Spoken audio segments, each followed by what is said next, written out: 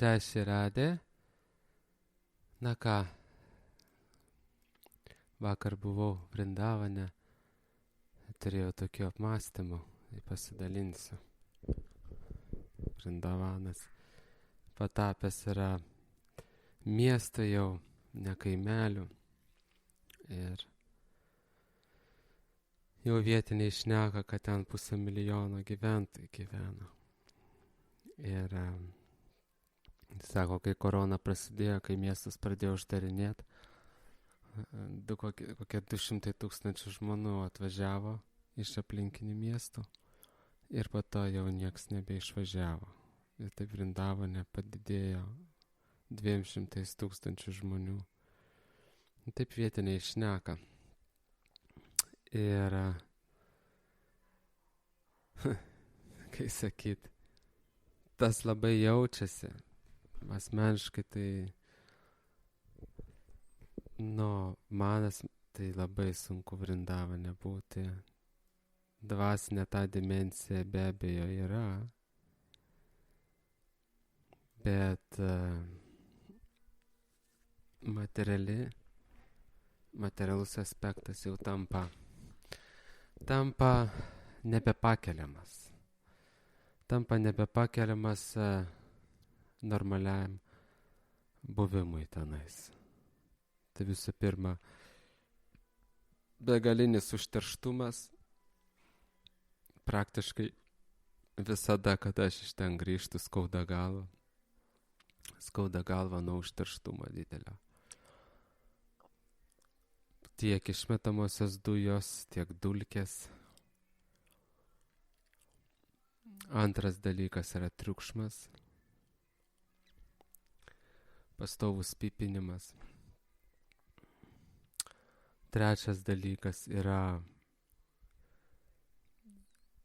įjaudrinta erdvė nuo didelės žmonių gausos. Tai yra judesys, labai stiprus judesys, nes yra labai daug žmonių. Ir ar tu eisi, ryte, aš, pavyzdžiui, vakar buvau, tai čia ne kažkokia šventė, nei ką holi pasibaigus. Ar tu eisi ryte, ar tu eisi vakare, žmonių tiek pat daug. Tik apie pietus sumažėja. Žmonių tiek daug, kad tu nori bėgti iš tos vietos. Kaip nekeista, bėgti iš šventos vietos, nes tas šventumas jau yra sunkiai jaučiamas per tą visą išorinę žmonių plepėjimą, šūkajimą, rėkimą, pipinimą ir dulkės ir dujas. Ir vakar aš turėjau tokį pamąstymą, kada aš važiavau su savo mopedu. Buvo be galo sunku važiuoti priekį ir atgal. Ta prasme, kiekvieną minutę gali padaryti avariją, atsitrenkti žmogų ar į mašiną. Jeigu tu važiuoji paskui mašiną, jeigu jinai stabdo ten, lempas gali neveikt. Pavyzdžiui, pasirikšęs galinės lempos neveikia. Jeigu tu važiuoji labai arti iš galo ir jinai stabdo, tu gali atsitrenkt. Žmonių tiek daug ir jie eina skersai išilgai gatvę, kad tu gali bet kada atsitrenkt. Taip pat gyvūnai, taip pat priešais tave, tavo juostai priešinga kryptim važiuojantis, arba iš šalutinio kelio pasukantis vairuotojai, kurie galvoja, kad tai yra jų pirmenybė ir jie tas nepraleidžia. Tu važiuoji pagrindinę gatvę, kažkas važiuoja iš šono. Jis važiuoja taip tiesiai, skersai tavo, suka į tavo gatvę ir tau lenda už. Ir absoliutis beprotnamis. Tikra ta žodžio prasme, beprotnamis. Ir viduje aš taip, vieną tik temą mąsčiau. Stengiausi nedaryti žaidimų, nes tiesiog tokius vairuotojus tai tiesiog reikėtų mest lauk iš tos vietos. Ir priversti teisės įsilaikyti ir taisyklės pažinti. Nes jie realiai kelia problemas ir kelia saugumui ir gyvybei problemas ir vat visą tą nesąmonę jie ir daro. Bet aplamai, tai mačiau tik vieną temą, mačiau, kur Kali Jugoj dingo kšatrijai. Kur Kali Jugoj dingo vadovo tipo žmonės. Jų nesimato. Jų nesimato. Pagrinde verslo žmonės, o jeigu prigimtis vadovo, jie yra kažkaip nustumiami. Ir kaip man viens pasakė, žinai, kšatriškos prigimties žmogus, jis pasakė, kšatrijų šiais laikais niekam nereikia. Niekam nereikia. Dorų. Niekam nereikia tvarkos ir teisingumo. Paprastiem tik žmonėm, bet kas ten yra labiau viršui, tai socialiniai skaliai, kuriem reikia prasukti visokias varkės, apgaudinėti, sukčiauti, jiem nereikia. Ir vat šiandien taip kontempliavau, ir vakar, ir šiandien, į tą prigimtį žmonių ir kiek jie yra reikalingi. Visų prigimčių žmonės yra reikalingi. Tiek darbininkai, tiek dori verslininkai, žemdirbiai, amatininkai, tai yra vaišiai, tiek vadovai, kareiviai, jėgos struktūros, kšatriai, tiek intelektualai, mokslininkai, rašytojai, dvasininkai, brahmanai. Visi reikalingi. Bet užtenka vat vienai grandžiai neatlikti savo pareigų ir viskas neveikia. O kšatriai yra, kaip visam šitam socialiniai sistemai kšatriai jie rankos yra, jie valdo. Jie ima patarimus iš brahmanų, jie ima finansavimą iš vaišijų ir jie pasitelkia darbo jėgą iš šūdrų ir jie valdo. Jie naudojas visais resursais, plus savo resursus duoda. Tai yra savo fizinę jėgą, savo savybės. Ir va dabar mes paskaitysim, ką Bhagavad Gitoj rašo apie kšatrijų savybės. Šaurjam tedžodritir dakšyam judhe čapja palajanam danam išvara bhavasča kšatram karma svabhavadžam. Bhagavad Gita 18.43. Didvyriškumas. Jėga. Ryžtas. Sumanumas. Narsa mūšyje. Dosnumas. Ir siekimas vadovaut. Štai prigimties savybės, kurios lemia kšatrių veiklą. Dabar čia tos visos teorijos, kad mes visi šūdros ir čia nebėra kšatrių, čia yra, nereikia šito taikyti. Taip, palei tam tikras savybės mes visi žemiau šūdrų, bet palei polinkius mes galim būti priskirti tom prigimtim, tos prigimtis niekur nedingo. Ir aš tai, kai sutinku žmonės, pakankamai greitai nustatau prigimtį. Ir kiekvieną kartą, kai aš nustatau, matau, kaip reiškiasi būtent tos prigimties savybės ir kaip tu nuo jų nepabėgsi. Tiesiog nepabėgsi. Kas yra didvyriškumas, reiškia? Didvyris. Tai pavyzdžiui, kai iš Britų vadavosi Indija, ne Mahatma Gandis atliko pagrindinę rolę. Atvirkščiai Mahatma Gandis nebuvo geras žmogus, kiek man aiškina tie, kurie tikrai domisi istoriją. Tai pafalsifikuotas dalykas yra. Jis nebuvo švarus žmogus, tai Mahatma Gandis. Jų teigimu. Pagrindiniai herojai yra Subandra, kaip jisai, tai pasižiūrėsi.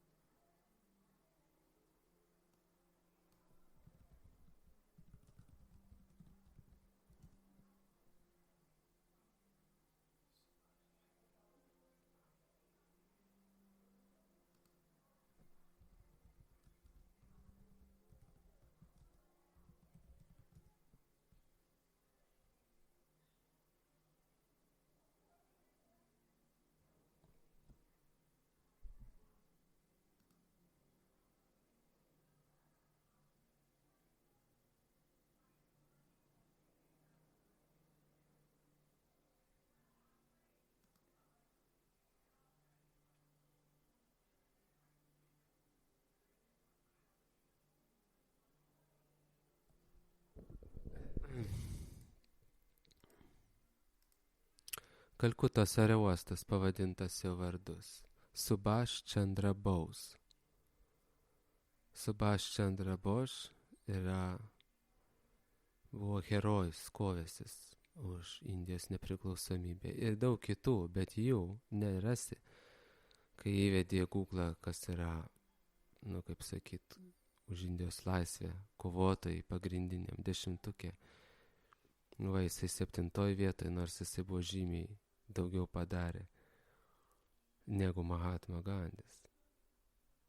Kaip bebūtų, bet tai yra didvyriškumas, tai yra tas, kada žmogus herojiškumas, sakykime, jisai gali aukoti savo gyvybę, netgi gyvybę, už šalį. Atiduoti savo gyvybę dėl kitų gerovės, netgi aukodamas savo šeimą. Tai va, jeigu tu eini į konfliktą, tokį stambų konfliktą kaip Indijoje su Britais, taigi galėjai bet kada žūt. Tai tu reiškia aukoji netgi šeimą, dėl didesnio junginio, dėl šalies. Vaišėjai to negali padaryti, verslo tipo žmonės. Jie nepadarys to. Ta padaryti gali tik tais kšatriai. Vaišėjai yra prisirišę prie turto ir prie savo šeimos. Ir jie labai labai retai, kada išeina už šeimos ribų. Jeigu yra miksuota prigimtis, dalis verslininko, dalis vadovo, kas labai dažnai pasitaiko, tai gal kažkiek. Bet dažniausiai tie žmonės nenori, jeigu yra verslininkiškumo priemaišų, jie nenori aukotis dėl šalies. Jie žiūri, kad būtų aprūpinta šeima, pinigai eitų. Pinigai akcentas, turtas pinigai. O kšatriai akcentas nėra pinigai. Prigimtis labiau išgryninta. Kšatrio akcentas yra žmonių gerovė, laisvė.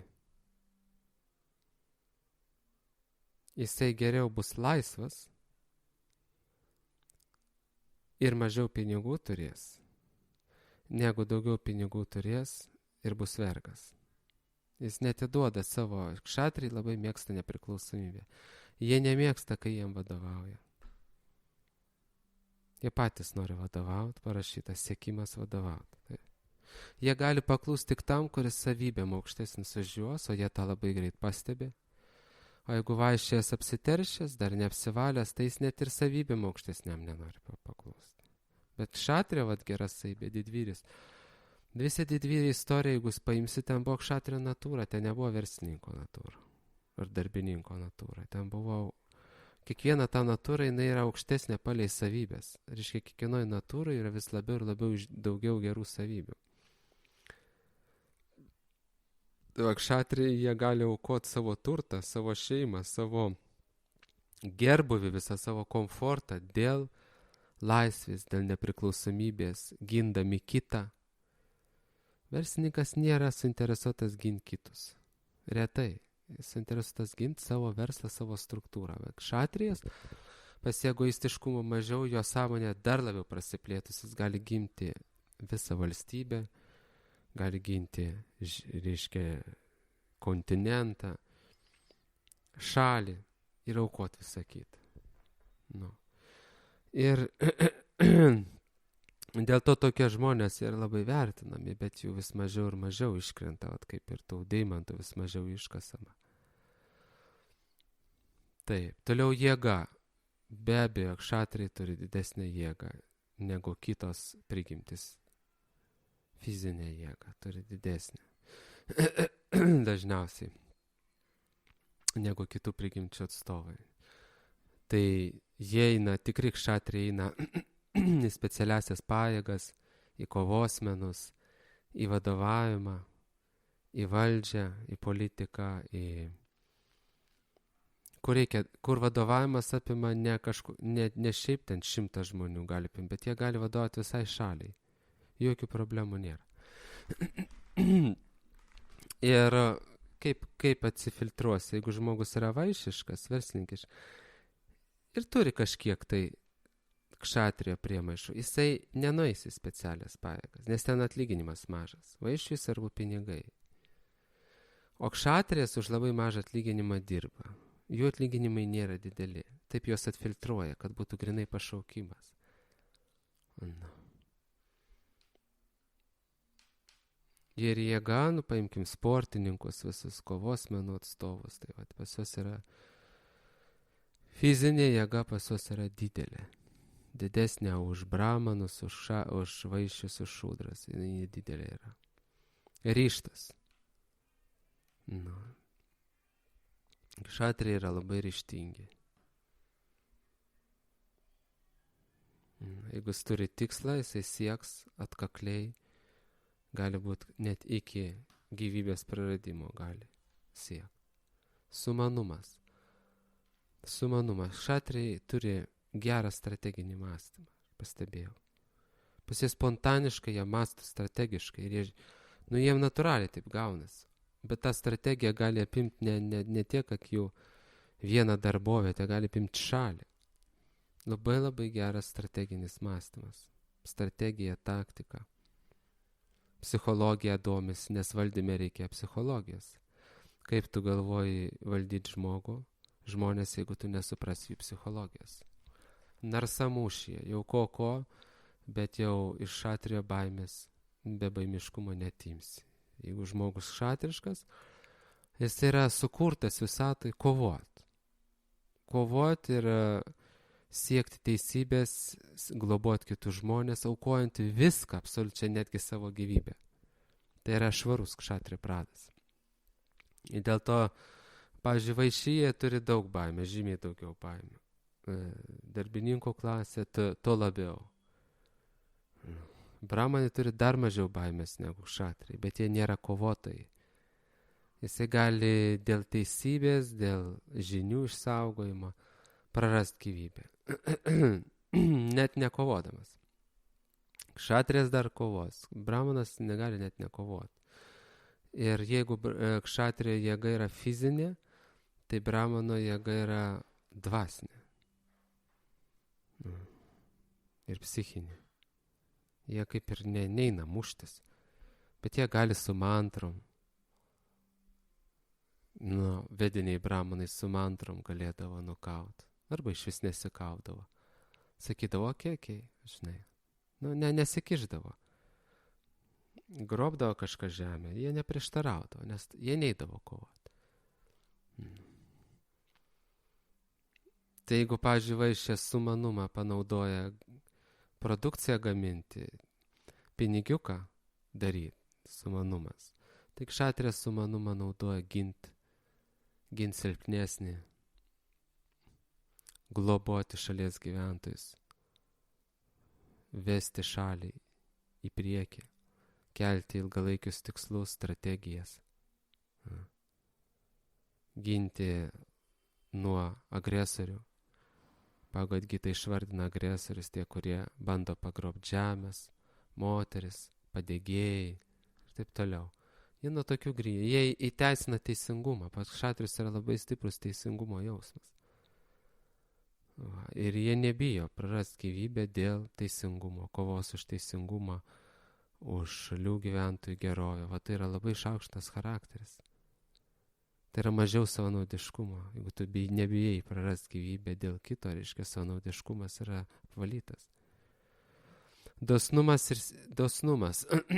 Tai dosnumas, tai kšatrijo prigimties žmonės, kuom labai skiriasi nuo vaišiškos, yra tom, kad jie yra dosnus.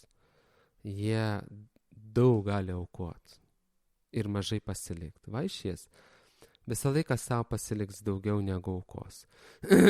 Nes jisai suinteresuotas savo malonumu, savo verslu, ar ten amatais, ar produkcija. Jis stipriai prisirišimas. Bet kšatrijas jisai daugiau gali atiduoti negu pasilikti.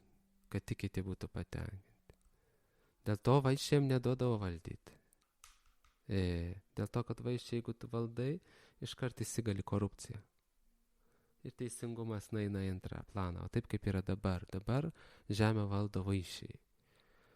neapvalyti, nešvarus vaišiai, bankininkų sluoksnis. Netgi sakyčiau,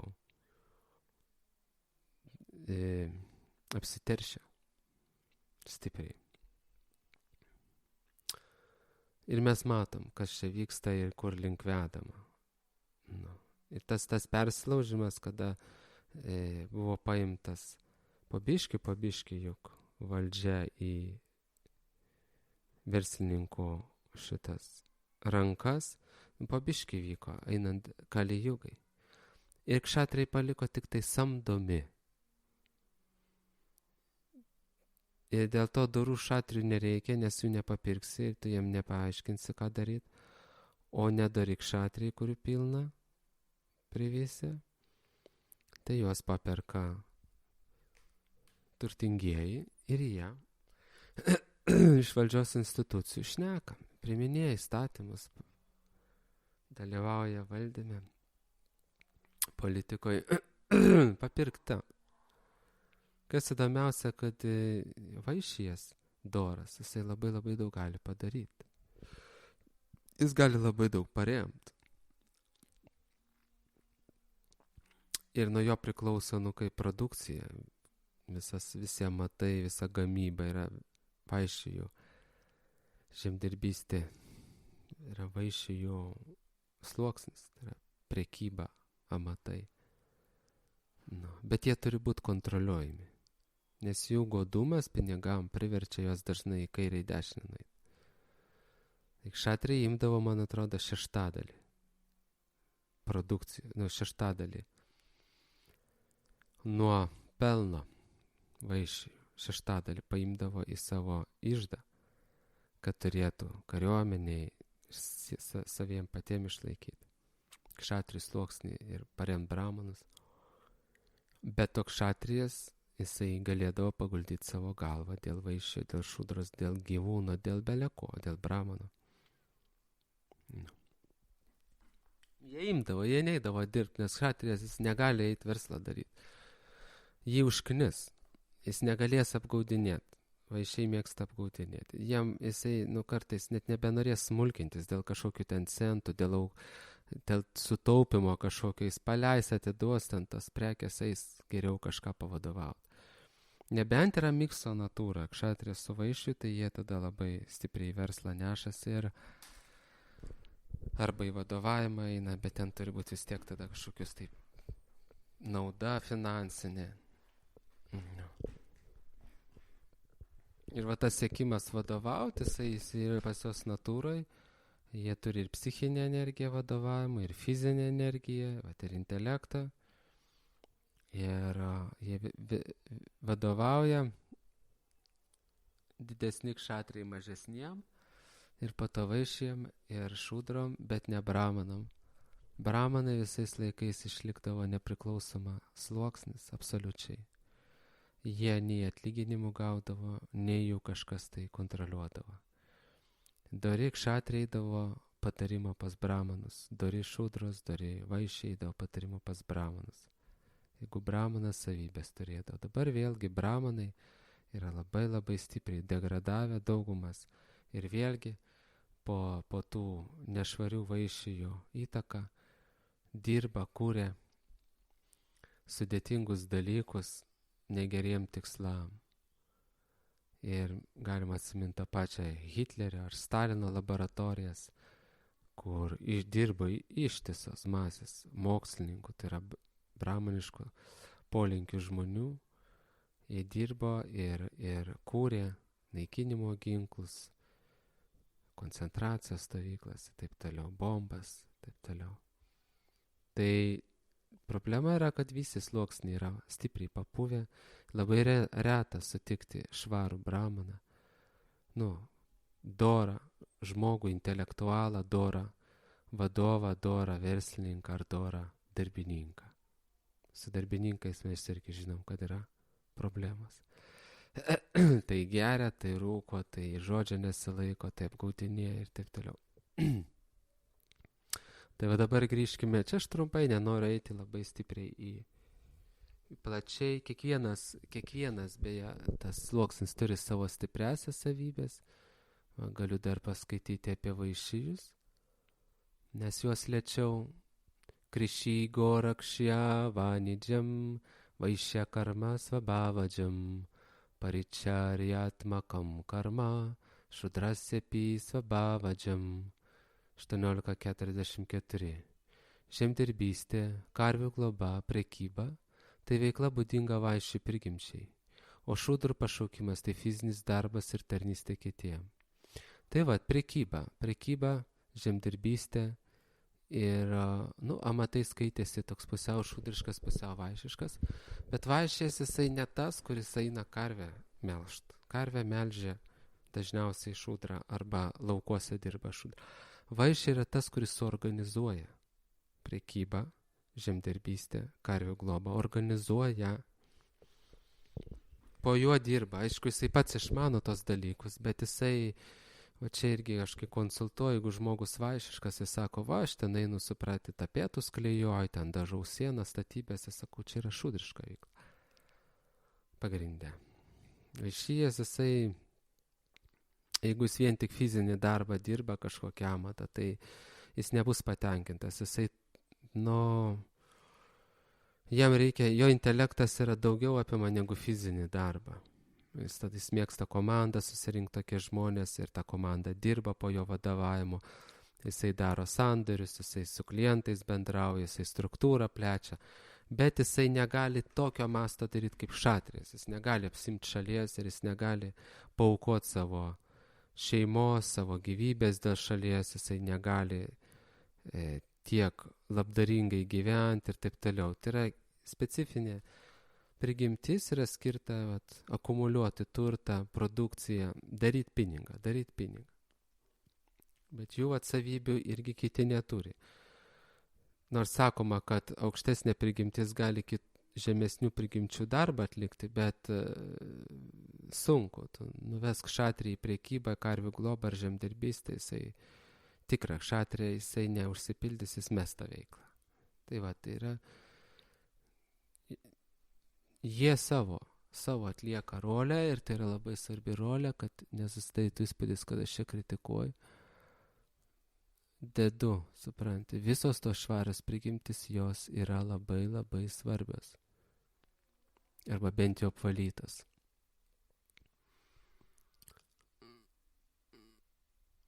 Dabar brahmanišką paskaitysiu. 18.42. Šamodamas tapašaučiam, kšantyr ardžavam evačia, genam vigyanam astikyam, brahma karma svabhavačam. Ramumas, savitvarda, asketiškumas, švarumas, pakantumas, atvirumas, žinojimas, išmintis ir religingumas, prigimties savybės lemiančios brahmanų veiklą. Tai kad tu mokslininkas būtum, tai turi būti daug ramybės turėti. Pedagogas daug pakantumo, dvasiškis turi turėti visas šitas išvardintas savybės. Tai vėlgi, tai yra šviesuomenė, kaip sakyti, bet vėlgi jinai šviesuomenė tik tada, kai tu esi tas savybės kultivuoji. Kaip mes ir sakėm, yra labai daug. Ir brahmanai, svarbiausia užteršti, jie yra patys pavojingiausi. Nes jie turi didelį stiprų intelektą ir turi savybės. Jeigu jis jau kažką sukurs, tai neperpras nei gali, nei kšatrės, nei vaišės, nei šudra. Kokią machinaciją, schemą ar ginklą ar dar kažką. Sistemą. Tai globalistai, mano požiūrį, jie samdo brahmaniškus polinkius žmonės, kurie yra linkę. Nešvarius dalykus jie generuoja, atlieka tyrimus, generuoja visokias. Kiti net nesupranta, kad dirba tom sistemom, tom blogiem tikslam. Kūrė juk technologijas, aukštas technologijas, kurio po to yra naudojamos tos technologijos, neaišku kur, žinai, bet kokius smegenų reikia. Aš kai sakiau, kai pamačiau šitą naujausią procesorių sukurtą Nvidia, tokia yra firma garsi, kur vaizdo plokštės, kur kai sukūrė ten tą procesorių su ten kažkiek virš milijono tranzistorių viduje. Atsiprašau, ne milijonais, bet dabar pasiskaičiau, Nvidia čipas procesorius. Jame yra 208 milijardai tranzistorių. Galite įsivaizduoti. Įsivaizduokim delne. Yra YouTube, jisai į tą procesorių ar ten tą čipą išnešęs rodo. Jis yra mažesnis negu delnas. Ir ten yra 208 milijardai detalių. Mažyčių, kurios atlieka savo funkciją. Tai kokie protai turi kurti tokius dalykus? Ir koks darbininkas, ar verslininkas, ar vadovas tą gali sukurti? Niekas negali to sukurti. Neišsėdės vietoj. Nei darbininkas, nei verslininkas, nei vadovas negali sėdėti vietoje ilgai. Jie turi judėti. Tai bramaniškos prigimties žmogus gali sėdėti 8 valandas kasdieną ir mąstyti, ir jam nebus problemų. Tai jie yra galvas, tai tokie yra patys pavojingiausi, kurie sėdi, mąsto ir tokius dalykus sukuria, nieks negali perprasti. Ir jeigu tu neturi šalyje dorų kšatrių, tokie gali paimti visą šalį. Dabar grįžkim prie Vrindavano. Prie Vrindavano. Tai ne ir mastai, žinai. Ir aš taip mąstau, kaip išspręsčiau gatvėj va šitą visą bardaką. Kitaip nepavadinti. Pirmiausia, išrenki iš gatvio karves, per kurias atsitinka daug avarijų. Tiesiog išrenki. Paskiri žemės plotą ir įsteigi gošalą. Čia yra kšatrių viena iš pareigų, tai yra globot šalies gyventojus. Karvės yra irgi šalies gyventojai. Miesto gyventojai, kaimo gyventojai, žiūrint, kam vadovauja kšatris. Toliau. Eismas. Tai pirmiausia, padaryčiau šaligatvius. Nėra tokio dalyko kaip šaligatviai. Vrindavane ekonomika klesti. Ten nuo tokios masės žmonių ten prekyba eina tolkata, kaip sakyti. Nieks mokesčių nemoka. Tai pradėk rinkti iš toloj bazaro, ten kur eina realiai tūkstančiais prekiauja į dieną. Jūs nepatikėsite, aš buvau Nepale, Katmandu. Užėjau paprastą lavkę. Kaip sakyti, rusiškai. Kioskelį. Tokia parduotuvėlė. Parduotuvėlės dydis 2,5 metrai. Toksai stačiakampis. Į gylį. Kaip, kioskelis, ne kioskelis, parduotuvėlė, kaip pas juos. Pilna nukabinta rudrakšum. Rudrakšas tai yra šyvos medžio tokias, kaip sėklas. Aš irgi jas nešioju, jos turi labai stiprias savybės. Gali gerai veikti psichiką, kūną. Rudrakšom, pato šalagramą šilom, religiniam prekiam. Tulasi karoliais. Visokiais kitais, tokiais dvasiniam praktikom skirtais dalykais. Ir jisai man sako, aš kiekvieną dieną suprekiauju maždaug už 1000 eurų. Aš buvau šokiruotas. Sakau, tai ką jūs čia prekiaujat? Sako, pas mane didmena. Kiekvieną dieną po to, pažiūrėkit, tai Lietuvoje, kuris čia tiek suprekiauja, net Europoje. Vakar buvau Loj bazare, ten apie Gongot ir tai iš vis nekalbu, kiek ten perka, bet yra krūva kitų parduotuvių, ten dievybių karūnėlių parduotuvės, arba dievybių parduotuvės, arba parduotuvė Vikaš Pūdžian, vadinasi, kur yra viskas ten, kaip garbinimui. Tai yra čiamaros, veduoklės, tulasi krūvų privežta, kriauklės pautimui, kriauklės maudimui, visokie sandalmedžio milteliai, tokie. Ten eina. Bet ten nieks kvitų neduoda, ten taip, iš rankų į ranką tu perki ir.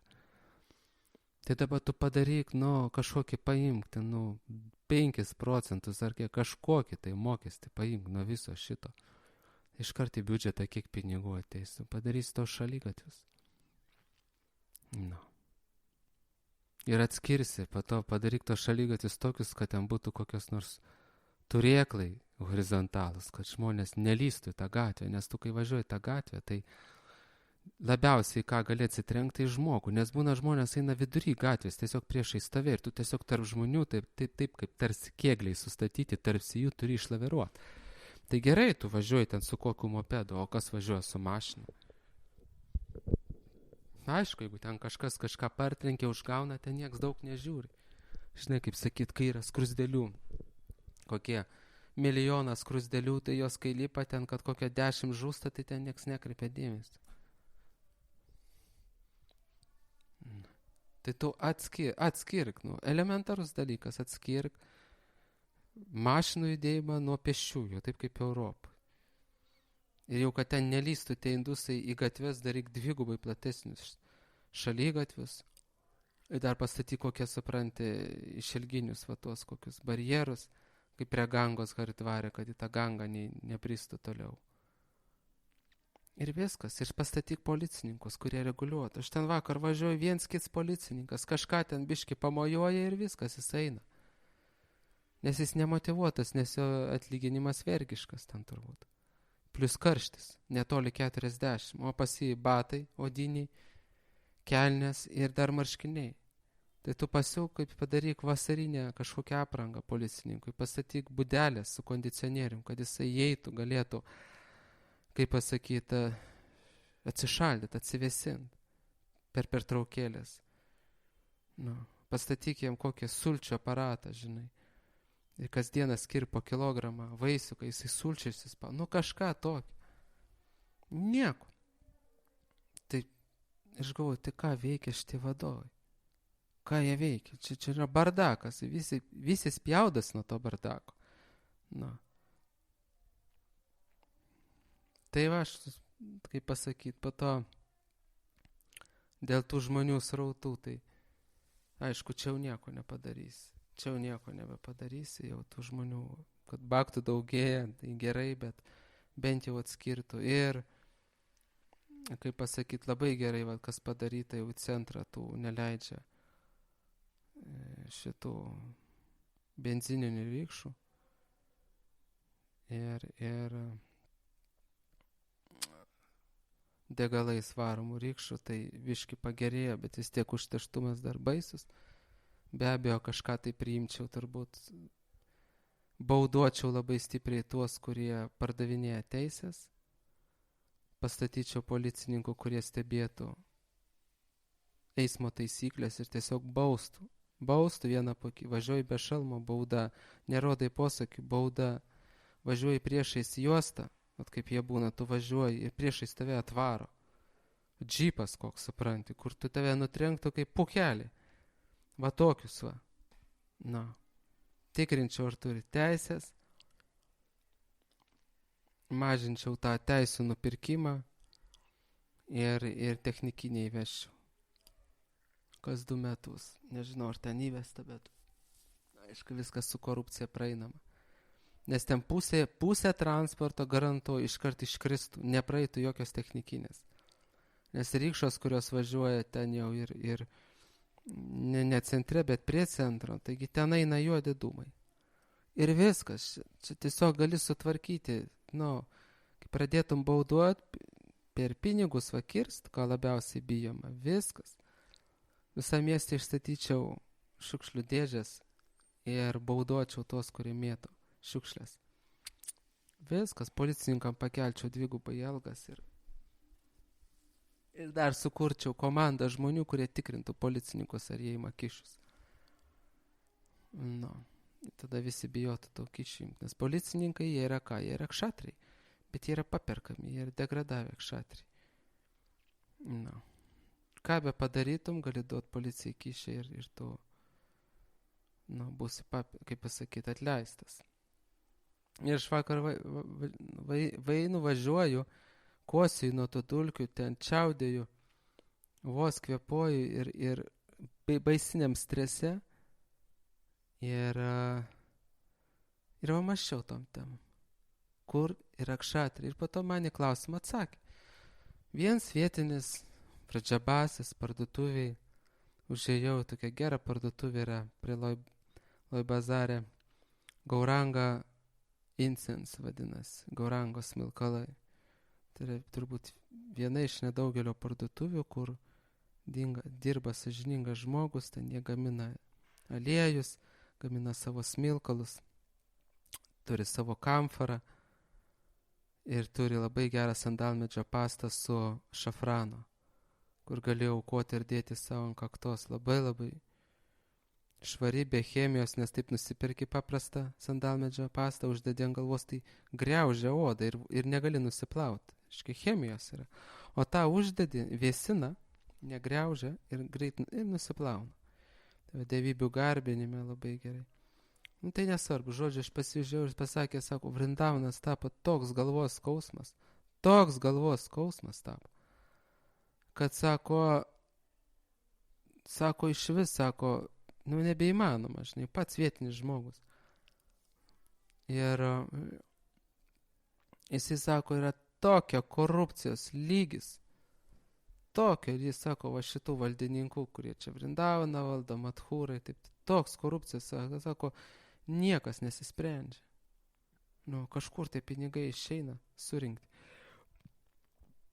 Kai realiai turėtų būti miesto gerovė investuojami, kad ir tie šaligatviai daromi, šviesoforai daromi, tai policijos pajėgos stiprinamas, šiukšlių surinkimas, šiukšlių apdirbimas, taigi čia yra daug dalykų, kur iškart pakeistų atmosferą pačiam Vrindavane. Tai va, ir jisai pats pasakė, tokia korupcija. Ką reiškia korupcija? Reiškia sėdi žmonės arba kšatrijai, nešvarus, arba vaišiai, nešvarus, kurios papirkė. Ir jie viską daro, žinai, už pinigus, ką reikia. Ir visi kiti kenčia. Tai vakar atvažiuoju ir klausia skurdingo kšatrijai. Čia užtektų vieno žmogaus, doro kšatrijai. Su komanda. Čia per metus tam Vrindavane tiek galėtum pakeisti, kad ojojoj.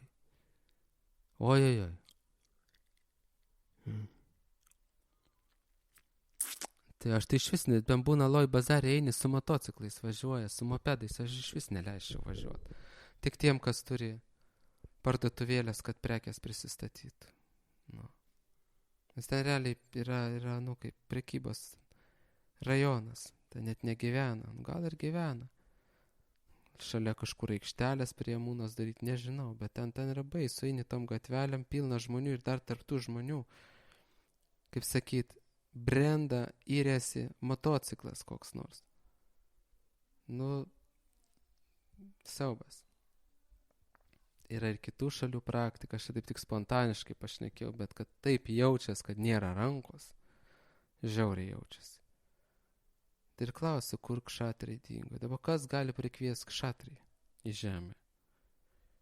Prikviesti kšatriją gali tik kšatrijai. Ir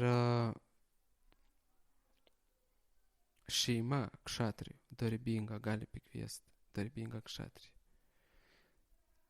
Vienas žmogus darbingas, kaip mes turime Aditya Natha, Uttar Pradešo vadovą. Uttar Pradeše gyvena turbūt daugiau žmonių negu Amerikoje. Valstija. Tai atėjo Aditya Nathas, tai labai daug pagerėjo Uttar Pradeše dalykų. Labai kiek buvo, tai kiek dabar, tai yra tikrai stipriai padirbėta su korupcija, nors jos yra daug, bet tiek, kiek buvo anksčiau, pasakoja vietiniai, tai stipriai padirbėta su musulmonų išpoliais, su daugom. Jis yra vienuolis, bet yra kšatrijas. Šaivas, raudonus nešioja drabužius, sadų jis yra.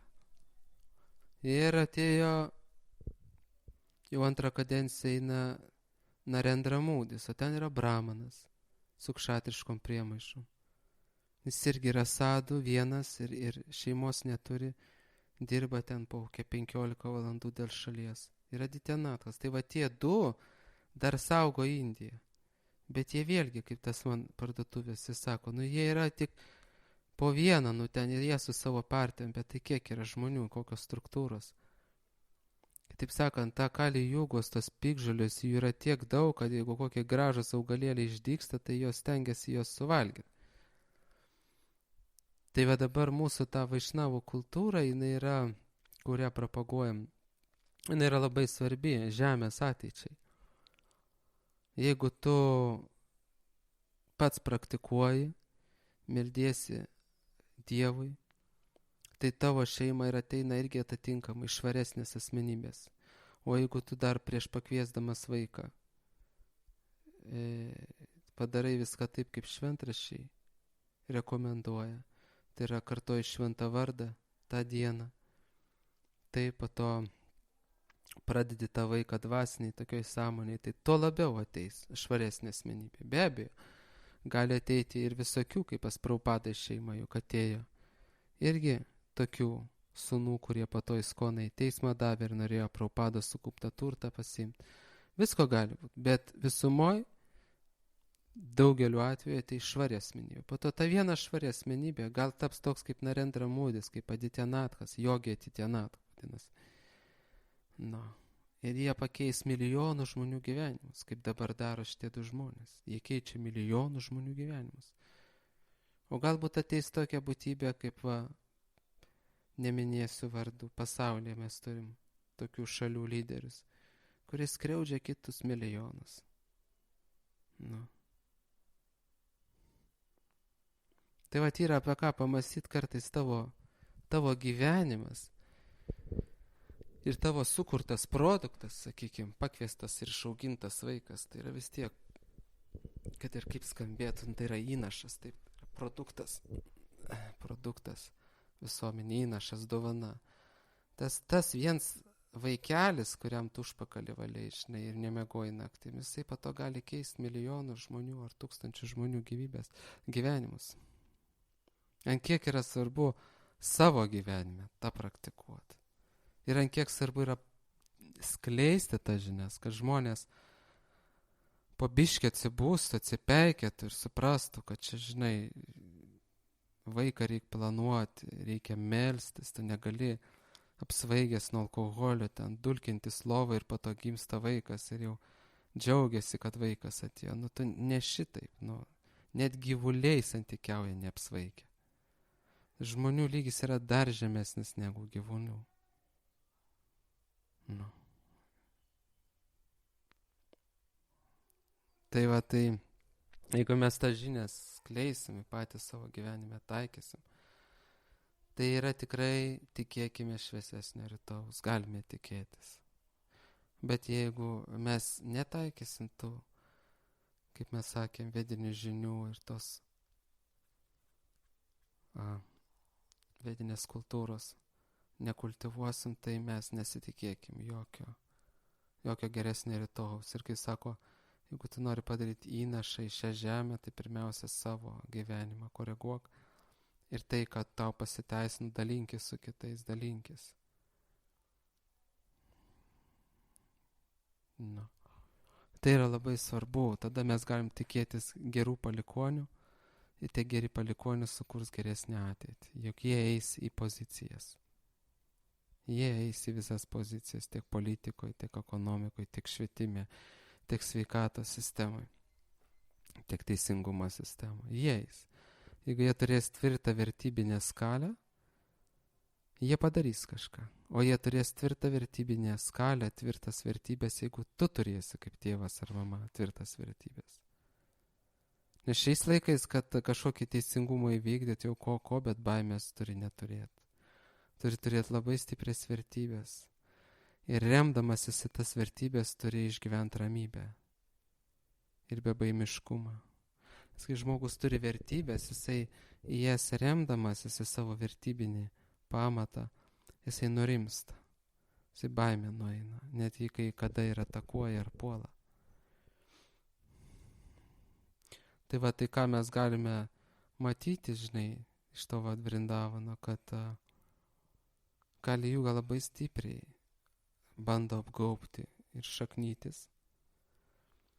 Bet tuo pačiu metu ir atsiranda sluoksnis praktikuojančių žmonių, kurie labai stipriai praktikuoja. Tai noris tik palinkėti toliau praktikuoti ir sekti vaišnavų kultūrą, gyvent palei tos dorybės gūnos principus, Ir mes neįsivaizduojam, jeigu taip gyveni, kiek naudos tu gali atnešti po to sociumui. Kiek naudos gali atnešti. Labai daug naudos. Tu niekad nežinai, kokį poveikį padarys tavo vaikas užaugintas, tavo žodis pasakytas, tavo veiksmai darbe, tavo veiksmai šeimoje. Jie turi labai ilgas pasakmes. Būna vaikai, kai miršta tėvai, jie atsimena, staigiai pradeda atsiminti, kaip tėvai jiem ką mokė, ką pasakojo, arba kai jie išeina vieni atskirai gyventi, stipriai atsimena ir jie palei tai savo gyvenime vadovaujasi ir jie palei tai elgiasi ir kuria vėl atoveiksmus tam tikrus, gerus ar blogus. Mes niekad nežinom, ką mūsų veiksmas ar žodis, kokias turės tolimas pasakmes. Bet jeigu mes darome, tas gali būti pačios neįtikėčiausios, man kaip sakyt, sugavęs tokių laiškų, kai žmonės, ne tai kad save pagirt, bet kad iliustruot. Gavęs buvau laišką iš žmogaus, kurį paskaitų klausimas YouTube'ai, dėjau tas paskaitas ar puslapį, neatsimenu, sustabdė nuo savižudybės. Tai sakykime, aš kažką ten šneku, taip aš nežinau, kas ten vyksta. Aš praktiškai atgalinio ryšio negaunu iš klausytojų. Aš net nežinau nei kas klauso, nei kiek tų žmonių klauso.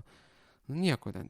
Google analitika kartais ten retai pasižiūriu, iš kokių šalių klausosi. Tai yra ir iš Kinijos, ir iš Amerikos, ir iš Anglijos, ir iš Europos, iš Skandinavijos rodo. Tu nežinai, kur jinai eina ta informacija, tu paleidi, po to, ką jin daro, tu nežinai. Bet po to gauni vienus ar kitokius laiškus, esu gavęs iš Kinijoje gyvenančių lietuvių. Kinijoje klauso. Įsivaizduojat? Tai, taip čia tik iliustruoju.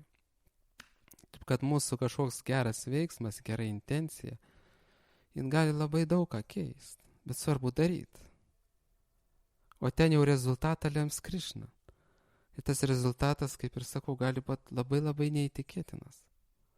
Bet jeigu tu Čaitanijos misijoje dalyvauji ir stengiasi kleisti žinias ir stengiasi aplamai vedinti tos vaišnaviškus principus savo šeimoje taikyti, su vaikais, viską, tu padarysi labai didelį įtaką tolimesniai žmonijos evoliucijai, gyvenime.